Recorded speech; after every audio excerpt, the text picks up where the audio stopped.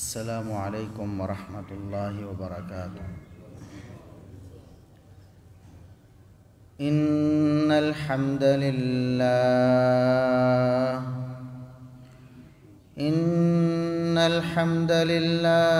نحمده ونستعینه ونستغفره ونعوذ باللہ من شرور انفسنا ومن سیئات اعمالنا من يهده الله فلا مضل له ومن يضلل فلا هادي له أشهد أن لا إله إلا الله وحده لا شريك له وأشهد أن محمدًا عبده ورسوله اللهم صل على محمد وعلى آل محمد كما صليت على إبراهيم وعلى آل إبراهيم إنك حميد مجيد اللهم بارك على محمد وعلى آل محمد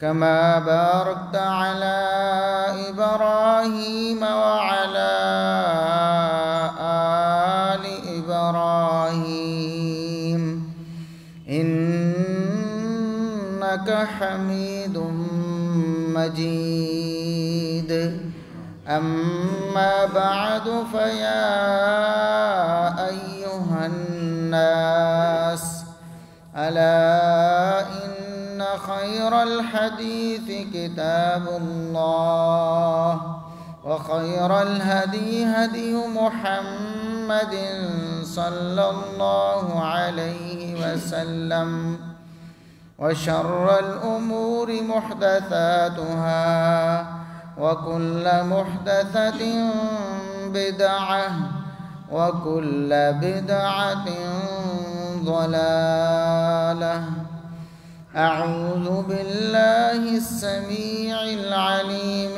من الشيطان الرجيم من همزه ونفخه ونفثه بسم الله الرحمن الرحيم وإذا بشر أحدهم بالأنثى ظل وجهه مسودا وهو كظيم۔ انتہائی قابل احترام بزرگوں، عزیز نوجوان ساتھیوں، معززات و مکرمات، اسلامی ماں اور بہنوں، ہر قسم کی حمد و ثنا، تعریف و تمجید، کبریائی، بڑائی، رفعت اور عظمت اللہ رب العزت کے لیے جو پوری کائنات کا خالق و مالک ہے۔ بے شمار، لا تعداد، بے حد و حساب درود و سلام پیغمبر آخر الزماں، محسن انسانیت، محسن کائنات جناب محمد الرسول اللہ صلی اللہ علیہ وسلم کی ذات اقدس پر اللہ رب العزت نے یہ کائنات بنائی۔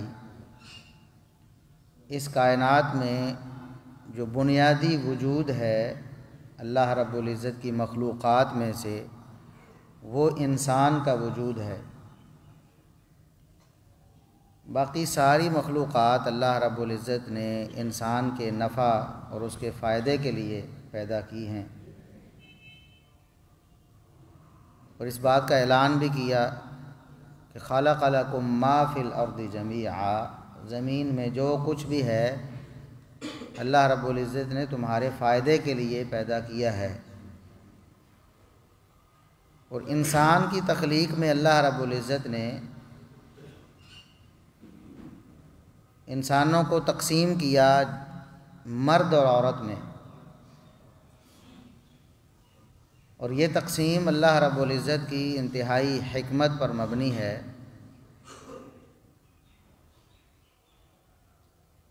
اللہ رب العزت کا کوئی کام بھی حکمت سے خالی نہیں ہے۔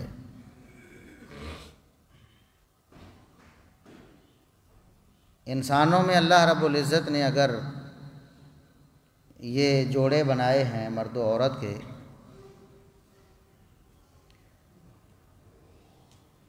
تو یہ کوئی فضول تقسیم نہیں تھی۔ اللہ رب العزت نے جو بھی پیدا کیا ہے بامقصد ہے۔ زمین و آسمان کی پیدائش اللہ رب العزت نے قرآن کریم میں فرمایا کہ یہ کوئی کھیل تماشا نہیں کہ ویسے ہی ہم نے پیدا کر دیا ہو، بلکہ ہر چیز بامقصد ہے۔ انسانوں سے ہٹ کر بھی اگر آپ دیکھیں، جتنی بھی مخلوقات ہیں ان کی پیدائش کا، ان کے بنانے کا عظیم مقصد آج بھی سائنس دریافت کر رہی ہے۔ جیسے جیسے ترقی ہوگی اللہ رب العزت کی تخلیق کے مقاصد لوگوں کے سامنے آئیں گے۔ بہت ساری ایسی چیزیں ہیں جنہیں ہم سمجھتے ہیں کہ یہ ہمارے لیے نقصان دہ ہیں، زہریلی ہیں، سانپ ہیں، بچھو ہیں، دیگر موذی حشرات الارض ہیں، لیکن ان کی پیدائش بھی، ان کی تخلیق بھی انتہائی عظیم مقصد کے لیے ہوئی۔ یہ جو موذی جانور ہیں، یہ جو کیڑے مکوڑے ہیں، حشرات الارض ہیں، بہت ساری ایسی چیزیں ہوتی ہیں جن کو یہ جذب کرتے ہیں۔ بہت ساری بیماریوں کو یہ جذب کر لیتے ہیں، یہ چوس لیتے ہیں زمین سے، پودوں سے، درختوں سے، جس کی وجہ سے انسان محفوظ رہتے ہیں ان بیماریوں سے۔ اور اگر یہ چیزیں ختم ہو جائیں تو وہ زہر جو ان چیزوں میں منتقل ہوتا ہے وہ انسانوں میں آئے گا اور انسانوں کی جان کے ضیاع کا سبب بنے گا۔ ایک حقیر سی مکھی ہے نا، اس کی تخلیق بھی اگر آپ دیکھیں، 1400 سال پہلے محمد الرسول اللہ صلی اللہ علیہ وسلم نے فرمایا کہ مکھی اگر تمہارے پینے کی کسی چیز میں گر جائے تو چاہیے جس شخص نے وہ پینا ہے، مشروب اس کے سامنے پڑا تھا، پینے لگا تھا، مکھی گر گئی ہے، اسے چاہیے کہ مکھی کو ڈبو دے اور ڈبو کر نکال کر پھینک دے۔ اس کے بعد وہ مشروب کو استعمال کر سکتا ہے بغیر کسی ہچکچاہٹ کے، کیونکہ مکھی جب گرتی ہے کسی چیز میں تو اپنے اس پر کو اس چیز میں لگاتی ہے، یعنی اس سے بچنے کی کوشش کرتی ہے جس پر میں بیماری ہوتی ہے۔ دو پر ہیں نا، ایک میں بیماری ہوتی ہے، جب وہ گرنے لگتی ہے تو اپنے آپ کو بچانے کی کوشش اسی پر کے ذریعے کرتی، تو نتیجے میں وہی پر اس کا پانی میں، چائے میں، دودھ میں، مشروب میں گرتا ہے۔ لیکن دوسرے پر میں اللہ رب العزت نے شفا رکھی ہے، اسی بیماری کی شفا اللہ رب العزت نے دوسرے پر میں رکھی ہے۔ جب آپ اسے ڈبوئیں گے، دوسرا پر بھی شفا والا اسی مشروب میں ڈوب جائے گا، تو شفا بھی اللہ رب العزت کی طرف سے حاصل ہو جائے گی جو اس بیماری کو ختم کر دے گی۔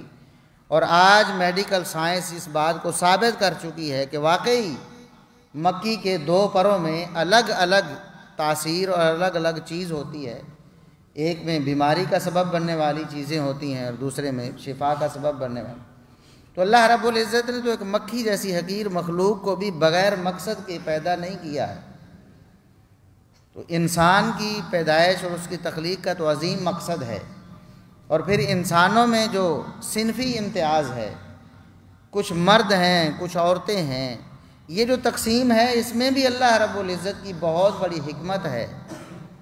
اگر یہ تقسیم نہ ہو تو انسان اپنے معاملات کو بخوبی سر انجام ہی نہ دے سکے۔ سب سے پہلے تو انسان کی نسل ہی نہیں چل سکتی۔ یہ صنفی امتیاز دنیا میں ہے، اللہ کی تخلیق میں ہے، تو اس لیے بچے پیدا ہوتے ہیں، انسانوں کی نسل چلتی ہے۔ اگر یہ صنفی امتیاز ختم ہو جائے تو بچوں کی افزائش رک جائے گی، آگے نسل ہی نہیں انسان کی چلے گی، اور چند سال بعد یہ دنیا زمین خالی ہو جائے گی، کیونکہ انسانوں میں ایک فطری معاملہ ہے، عمر بڑھتی ہے، بڑھتے بڑھتے انسان بغیر کسی بیماری کے بھی بڑھاپے میں جا کر تو اس نے مرنا ہی ہوتا ہے، بقا نہیں ہے، اسے فنا ہے۔ اگر اس کی نسل نہیں بڑھے گی تو وہ دنیا سے ختم ہو جائے گا، انسان ختم ہو جائیں گے دنیا سے۔ یہ اسی صنفی امتیاز جو اللہ رب العزت نے پیدا کیا، یہ اس کا ثمرہ ہے کہ انسانوں کی نسل آگے بڑھ رہی۔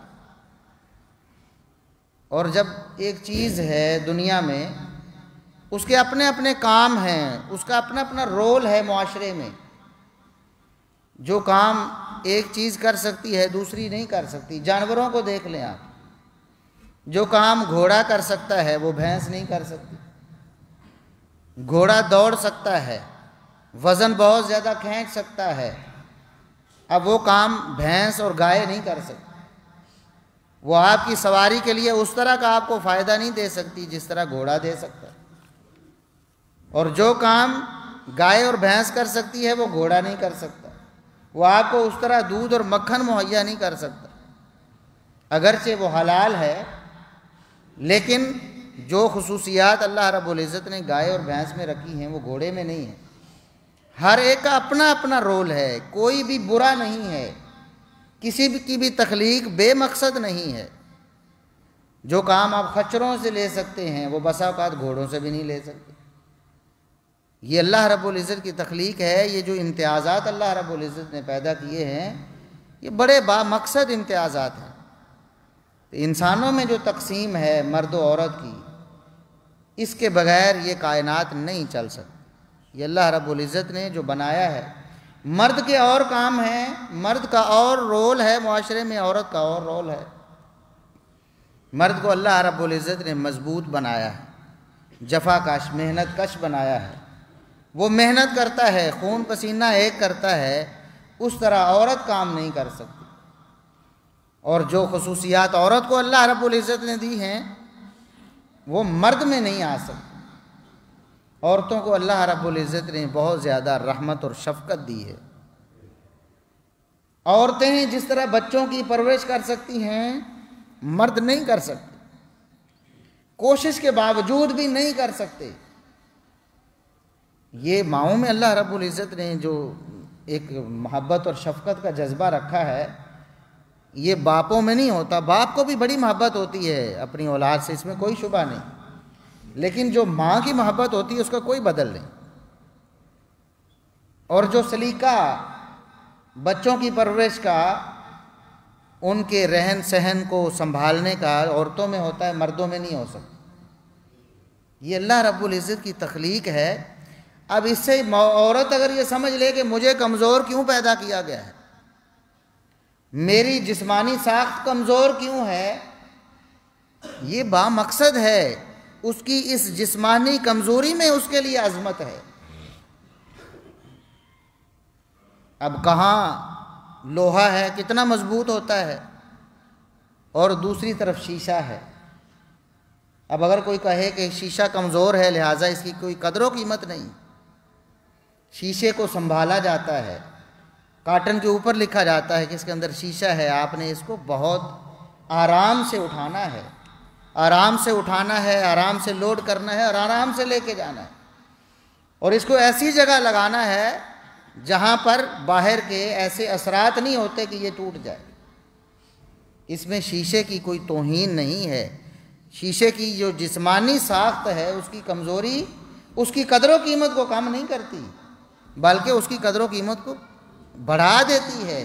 ہم جس طرح شیشے کی قدر کرتے ہیں، اس کا خیال کرتے ہیں، اس طرح ہم لوہے کا خیال نہیں کرتے۔ تو عورتوں کو اللہ رب العزت نے جو جسمانی طور پر مرد کے مقابلے میں کمزور پیدا کیا ہے، اس میں عورتوں کی عظمت ہے۔ مردوں کی ڈیوٹی لگا دی گئی ہے کہ کھانے پینے کا انتظام، کمانے کا جو سارا انتظام و انصرام ہے وہ تم نے کرنا ہے، عورت نے گھر بیٹھنا ہے، کیونکہ وہ گھر بیٹھنے کے لیے پیدا کی گئی، وہ ملکہ بننے کے لیے، بیوی ہے ملکہ بننے کے لیے پیدا کی گئی، بیٹی ہے شہزادی بننے کے لیے پیدا کی گئی۔ اگر وہ ماں ہے اس کا احترام کتنا ہے، اسلام نے اس کو دیا ہے۔ دنیا میں کسی تہذیب میں، دنیا کے کسی قانون میں وہ احترام آپ کو نہیں ملے۔ مغرب کے قانون میں کیا ماں کا یہ احترام ہے؟ کہیں لکھا ہے کہ ایک بیٹے یا ایک بیٹی کے لیے ماں کا یہ احترام فرض ہے؟ جو اسلام نے اس کو دیا ہے۔ قرآن کریم نے جب ماں اور باپ دونوں کا ذکر کیا تو خصوصیت کے ساتھ ماں کے حوالے سے وصیت فرما، وَوَصَّيْنَا الْإِنسَانَ بِوَالِدَيْهِ، والدین کے بارے میں وصیت کر کے آگے فرمایا کہ تمہاری ماں کا کتنا حق ہے، اس نے تمہیں جس مشقت سے اپنے پیٹ میں پالا ہے اور بعد میں جس طرح اس نے تمہاری تربیت کی ہے، لہٰذا تم پر فرض اور ضروری ہے کہ تم اس کا خیال کرو۔ کیا کسی مغربی معاشرے میں آپ کو یہ قانون ملے گا کہ ایک بیٹے پر فرض اور لازم ہو کہ وہ اپنی ماں سے کبھی اف تک نہ کہے، وہ اپنی ماں سے کبھی اونچا نہ بولے، وہ اپنی ماں کو کما کر کھلائے؟ نہیں، کبھی کوئی قانون نہیں ملے گا۔ ہاں، یہ قانون تو بنا دیا گیا ہوگا کہ ماں اگر بیٹے کو ڈانٹتی ہے تو فوراً اس کو وارنٹ ملتے ہیں کہ آپ اپنے بیٹے کو نہیں ڈانٹ سکتی، لیکن عورت کو یہ حق نہیں دیا گیا کہ تمہارا بیٹا تمہارے خلاف بغاوت نہیں کر سکتا، تمہارے خلاف اونچا نہیں بول سکتا، تمہاری توہین نہیں کر سکتا، تمہیں تھپڑ نہیں مار سکتا۔ یہ اسلام نے حق دیا ہے کہ عورت کو ماں ہونے کے ناطے، بیوی ہونے کے ناطے، بیٹی ہونے کے ناطے۔ آج ہماری مائیں اور بہنیں جو اپنے آپ کو مسلمان کہتی ہیں، وہ اسلام کے نظام سے سمجھتی ہیں کہ ہم پر کوئی قید اور پابندی لگتی ہے، ہمیں آزادی چاہیے۔ کس چیز سے آزادی چاہیے؟ اسلام نے تو تمہیں آزاد کیا تھا۔ جب اسلام نئی دنیا میں آیا تھا، محمد الرسول اللہ صلی اللہ علیہ وسلم مبعوث نہیں ہوئے تھے، اس وقت کیا ہوتا تھا؟ وَإِذَا بُشِّرَ أَحَدُهُمْ بِالْأُنْثَىٰ، کسی شخص کو خوشخبری دی جاتی کہ تمہارے گھر میں بیٹی پیدا ہو گئی ہے، ظل وجهه مسودا، اس کا چہرہ شرم کے مارے سیاہ ہو جاتا تھا، وهو کظیم، وہ دکھی ہو جاتا تھا، اس کا دل غم سے بھر جاتا تھا کہ میرے ساتھ کتنا بڑا ظلم ہو گیا ہے کہ میرے گھر میں بیٹی پیدا ہو گئی ہے۔ یتوارا، وہ چھپتا پھرتا تھا، لوگوں سے منہ چھپاتا پھرتا تھا کہ میں کس منہ سے لوگوں کے سامنے جاؤں گا، لوگ کہیں گے بیٹی والا آ گیا ہے، اس کے گھر میں بیٹی پیدا ہو گئی ہے۔ وہ سمجھتا تھا کہ یہ بہت بری خبر ہے جو مجھے دے دی گئی ہے، بری خبر مجھے دی گئی ہے، یہ میرے لیے تو شرم کا مقام ہے، میرے گھر میں بیٹی ہے۔ اب وہ کہتا کہ یا تو میں اس کو مٹی میں دبا دوں، گلا دباؤں اس کا، اور اس کو میں زمین میں درگور کر دوں، یا پھر ساری زندگی یہ داغ اپنے ماتھے پہ لیے پھرتا رہوں، لوگوں سے شرماتا پھرتا رہوں۔ یہ عورت تھی اسلام سے پہلے، پیغمبر اسلام سے پہلے۔ جب اسلام آیا، پیغمبر اسلام تشریف لائے، مبعوث ہوئے، تو آپ صلی اللہ علیہ وسلم نے وہ تعلیمات دیں، وہ لازوال تعلیمات۔ عورت کو نہ صرف جینے کا حق دیا، عورت کے پاس تو جینے کا بھی حق نہیں تھا، زندگی کا بھی حق نہیں تھا۔ عورت کو نہ صرف جینے کا حق دیا، بلکہ ایسا حق دیا کہ ہر ایک مرد جس اعتبار سے بھی کسی عورت سے اس کا تعلق ہے، وہ اس کو اپنی پلکوں پہ بٹھا کے رکھتا ہے، وہ اس کا خادم بنا ہوا ہے، وہ اس کے ناز نخرے اٹھاتا ہے، وہ اس سے پیار کرتا ہے۔ اور مرد عورت کے لیے غیرت سے اللہ رب العزت نے اس کا دل بھر دیا ہے، ایک مومن کا، مسلمان کا۔ اپنے سے تعلق رکھنے والی عورت، ماں ہو، بہن ہو، بیٹی ہو، بیوی ہو، وہ اس پر آنچ آنا برداشت نہیں کر سکتا، اپنی جان دے دیتا ہے اس کی عزت اور عصمت کو بچانے کے لیے۔ یہ حق عورت کو اسلام نے دیا ہے، یہ اللہ اور اس کے رسول صلی اللہ علیہ وسلم نے دیا ہے۔ آج اس حق سے آزادی چاہتی ہیں ہماری عورتیں ان چند نام نہاد انسانیت کی علم بردار رنڈیوں کی وجہ سے، ان طوائفوں کی وجہ سے جو ہماری بولی بالی ماؤں بہنوں بیٹیوں کو یہ سبق پڑھاتی ہیں کہ تم قید میں ہو، تمہیں آزاد ہونا چاہیے، تمہیں برابری کے حقوق ملنے چاہیے۔ اور اسلام نے تو تمہیں ڈبل حقوق دیے ہیں، تم کہتی ہو کہ نہیں ہم مردوں کے برابر ہونا چاہتی۔ مردوں کو اگر جسمانی اعتبار سے قوت ملی ہے تو وہ عورت کی خدمت کر رہے ہوتے ہیں، وہ عورت کے خادم ہوتے ہیں۔ یہ عورت کے لیے عظمت ہے کہ مرد اس کا خادم بنا ہوا ہے۔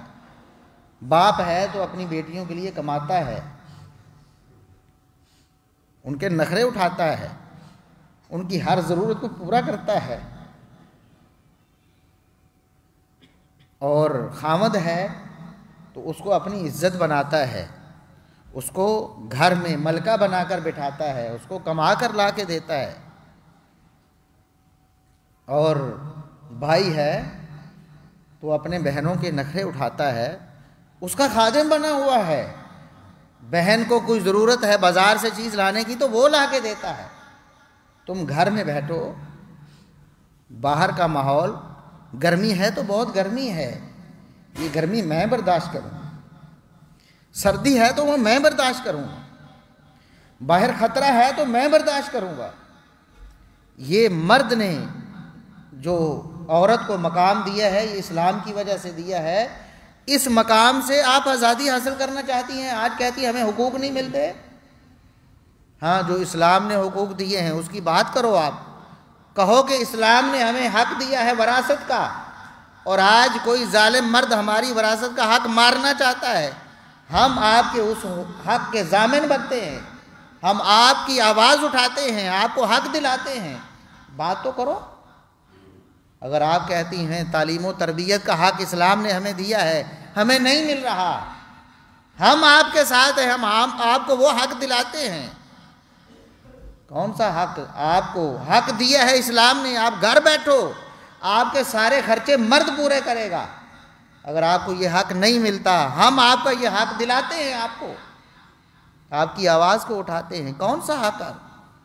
آپ کی عزت، آپ کی عظمت جو ہے اسلام نے آپ کو دی ہے، اگر آپ کو نہیں ملتی ہے۔ کوئی بدبخت خاوند بیوی پر ہاتھ اٹھاتا ہے، اس پر ظلم و ستم کرتا ہے، آپ کی عزت اور جو عصمت ہے اس کے حق کی خلاف ورزی اور پامالی کرتا ہے، ہم آپ کے حق کے لیے آواز اٹھاتے ہیں۔ لیکن اگر آپ کہو کہ ہمیں حق یہ چاہیے کہ ہم باہر نکل کے خود کمائیں، ہمیں نہ باپ کی شفقت کی ضرورت ہے، نہ خامد کی غیرت کی ضرورت ہے، نہ بھائی کی سپورٹ کی ضرورت ہے، نہ بیٹے کی عزت اور اس کی حسن سلوک کی ضرورت ہے، تو پھر تو آپ اپنے آپ کو برباد کر رہی ہیں۔ یہ لوگ، یہ بھیڑیے ہیں، یہ آپ کو گھروں سے نکال کر یہ آپ کی حق تلفی کرنا چاہتے ہیں، یہ آپ کے بدن کو تار تار کرنا چاہتے ہیں، یہ آپ کو اپنی ہوس کا نشانہ بنانا چاہتے ہیں۔ یہ پیچھے کچھ بدبخت مرد ہی ہیں جنہوں نے یہ تحریک چلائی ہے۔ وہ سمجھتے ہیں کہ گھروں میں بیٹھی ہوئی عورتوں تک ہم رسائی حاصل نہیں کر سکتے، اس کے لیے ضروری ہے کہ ان عورتوں کو گھروں سے باہر نکالا جائے۔ باہر نکلے گی، بازار کی زینت بنے گی، ایک پروڈکٹ کے طور پر بکے گی۔ اسلام سے پہلے کیا ہوتا تھا؟ عورت ایک جنس بازار تھی، بازار میں فروخت ہونے والی ایک جنس تھی جس کی قیمت لگتی تھی، اس کی خرید و فروخت ہوتی تھی۔ اسلام نے تو عورت کو گھر کی ملکہ اور شہزادی بنایا، اور تم واپس جنس بازار بننا چاہتی ہو، تم کہتی ہو کہ مجھے خریدو، میں بکنا چاہتی ہوں۔ کیا عورت کو آج بیچا نہیں جا رہا ہے؟ عورت کی تصویر لگا کر دیوس مرد ان کی کمائی کھاتے ہیں۔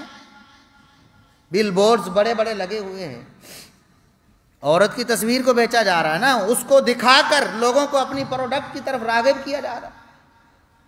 پروڈکٹس ہیں، صابن ہے، شیمپو ہے، دودھ ہے، بیچنے کے لیے عورتوں کی تصویریں لگا کر۔ یہ لوگ تو تمہاری کمائی کھانا چاہتے ہیں، تم سمجھتے ہو کہ یہ آزادی ہے؟ یہ آزادی نہیں ہے، یہ غلامی ہے، یہ مغربی نظام کی غلامی ہے، جس میں وہ جکڑ کر آپ کو استعمال کرنا چاہتے ہیں اور آپ کے جسم تک پہنچنا چاہتے ہیں۔ اسلام نے تو آپ کو فکر معاش سے آزاد کیا ہے، بالکل عورت پر ایک پائی کا بھی کوئی اللہ رب العزت نے کوئی اس کو مکلف نہیں ٹھہرایا، ایک پائی کا بھی۔ بیٹی ہے تو باپ اس کا ذمہ دار ہے، بہن ہے تو بھائی ذمہ دار ہے، خامد ہے، اب بیوی ہے تو خامد اس کا ذمہ دار ہے، ماں ہے تو بیٹا اس کا ذمہ دار ہے۔ مرد کو اللہ رب العزت نے خادم بنایا ہے، تم نے خدمت کرنی ہی کرنی ہے، تم پر فرض اور لازم ہے۔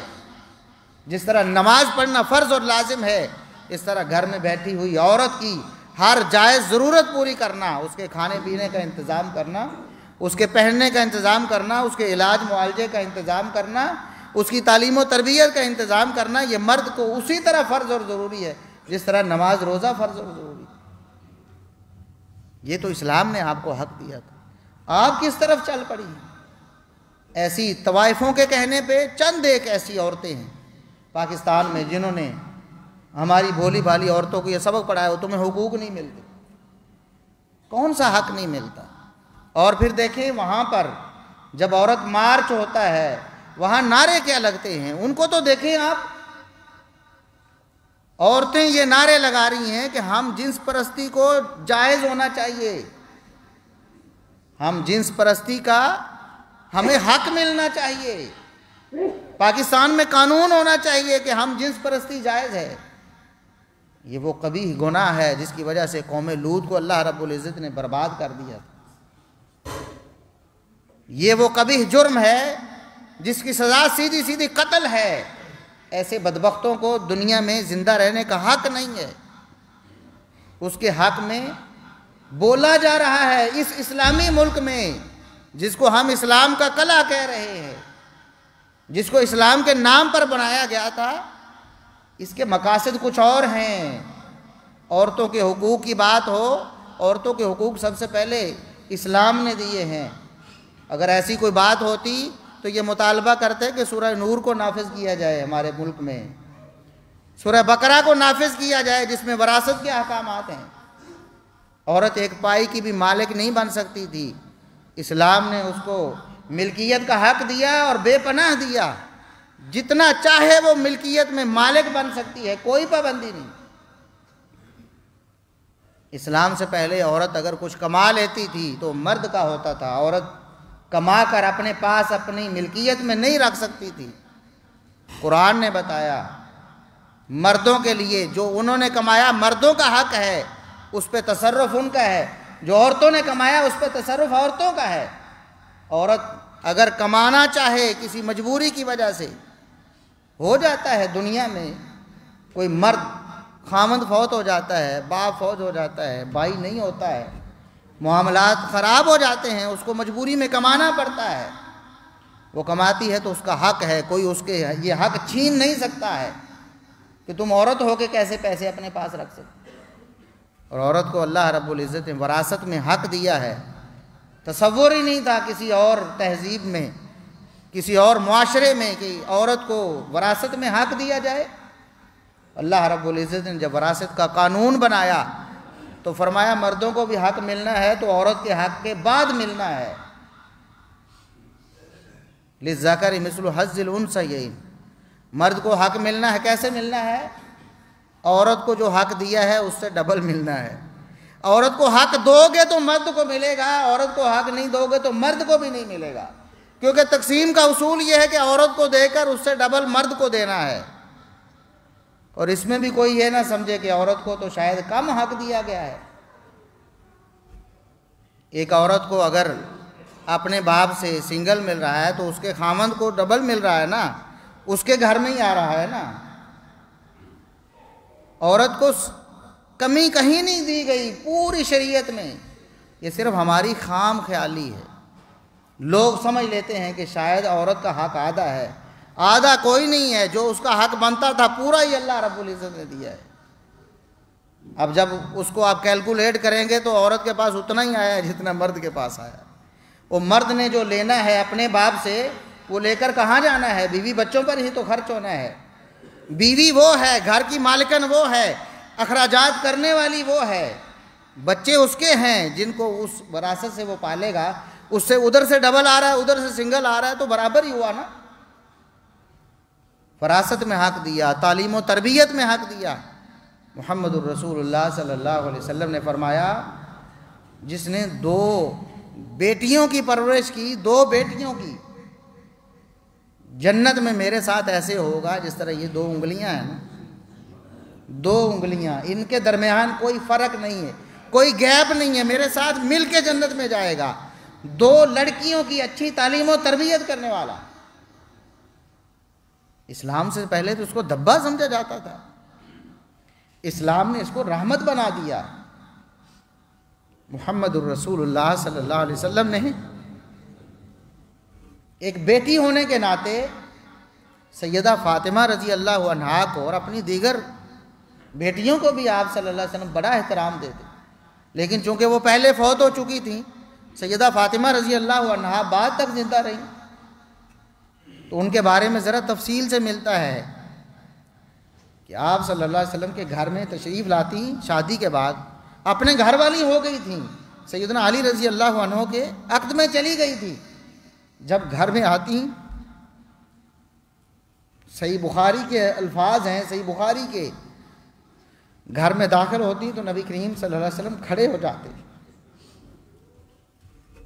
آگے سے ہوتے ان کا ہاتھ پکڑ کر چومتے، چوم کر اپنی جگہ پر بٹھاتے، جب تک سیدہ بیٹھ نہ جاتی، بیٹی بیٹھ نہ جاتی، محمد الرسول اللہ صلی اللہ علیہ وسلم بیٹھتے نہیں تھے۔ یہ مقام کہاں ملے گا آپ کو؟ کس تہذیب میں ملے گا؟ کس قانون میں ملے گا؟ مغرب کا کون سا قانون ہے آپ کے پاس جس میں بیٹی کو ایسا حق دیا گیا ہو، ایسا احترام دیا گیا ہو؟ ایک بیوی ہونے کے ناطے محمد الرسول اللہ صلی اللہ علیہ وسلم نے کیا مقام دیا عورت کو؟ ایک سفر میں ہے محمد الرسول اللہ صلی اللہ علیہ وسلم، بیوی ساتھ ہیں، زوجہ محترمہ، اونٹ پہ سوار ہونا ہے، اونٹ بیٹھا ہوا نہیں ہے، کھڑا ہوا ہے، یا بیٹھا ہوا ہے تو اونچا ہے اونٹ، اب بیوی نے سوار ہونا ہے تو مشکل پیش آتی ہے ذرا۔ محمد الرسول اللہ صلی اللہ علیہ وسلم اپنا گھٹنا مبارک ان کے لیے کھڑا کر دیتے، ساری دنیا دیکھ رہی ہے، صحابہ اکرام گواہ ہیں اس بات کے۔ آج کے معاشرے میں اگر کوئی کرے تو اس کو کہا جائے گا کہ یہ بڑا رن مرید ہے۔ محمد الرسول اللہ صلی اللہ علیہ وسلم نے اپنا گھٹنا مبارک، یہ خاتم النبیین والمرسلین ہے، سید ولد آدم ہے، اپنی بیوی کو ایک عورت ہونے کے ناطے وہ مقام دیا کہ سواری پر سوار ہونا ہے، میرے گھٹنے پر پاؤں رکھ کر سوار ہو جائے۔ اور جو چلانے والے خادم ہیں فرماتے ہیں اور میرے خادم ذرا اونٹ کو، سواری کو آہستہ چلاؤ، اس اونٹ، اس سواری کے اوپر شیشے موجود ہیں، کہیں ٹوٹ نہ جائیں۔ یہ عورتوں کو مقام دیا ہے اسلام نے، پیغمبر اسلام صلی اللہ علیہ وسلم نے۔ آج اگر عورت چاہتی ہے کہ اس کو حق ملے، اس کو اسلام کے دامن میں آنا ہوگا، اسلام کے دامن میں اسے حق ملے گا، عزت ملے گی، عظمت ملے گی۔ ایک ماں ہونے کے ناطے باپ سے 3 گنا آگے اس کا مقام ہے۔ کہتے ہیں جی عورتوں کا حق آدھا ہے، یہ آدھا ہے، 3 گنا زیادہ ہے۔ صحابی پوچھتا ہے اللہ کے رسول سب سے زیادہ میں حسن سلوک کس سے کروں دنیا میں؟ فرمایا اپنی ماں سے۔ پھر پوچھتا اللہ کے رسول پھر کس کا نمبر ہے؟ یہ تو سمجھ آ گیا کہ سب سے پہلا نمبر عورت کا ہے، سب سے پہلا نمبر حسن سلوک میں عورت کا، ماں کا ہے۔ دوسرے نمبر پر کون ہے؟ فرمایا ثم امک کا، پھر تیری ماں ہی حقدار ہے۔ اللہ کے رسول چلو پھر کس کا نمبر ہے؟ یہ بات مجھے سمجھ آ گئی ہے کہ میری ماں کا بڑا حق ہے، آگے بھی تو چلیے نا۔ فرمایا ثم امک کا، پھر تیری ماں ہے۔ پھر پوچھتے ہیں، پھر فرمایا ثم ابو کا، پھر چوتھے نمبر پہ تیرے باپ کی باری آتی ہے۔ 3 حق پہلے ایک عورت کو دیے ہیں ماں ہونے کے ناطے۔ اس لیے اگر آپ نے حقوق لینے ہیں تو آپ کو مسلمان بننا ہوگا، اسلام کے دامن میں آنا ہوگا، سارے حق ملے گی، ہر قسم کی آسائش ملے گی۔ اگر آپ مغرب کی طرف دیکھیں گی آپ کو ذلت ملے گی، رسوائی ملے گی، آپ کو پریشانی ملے گی، آپ کو حق نہیں ملے گا۔ یہ لوگ، یہ بھیڑیے آپ کو چیر پھاڑ دیں گے، آپ کی عزت پہ حملہ کریں گے۔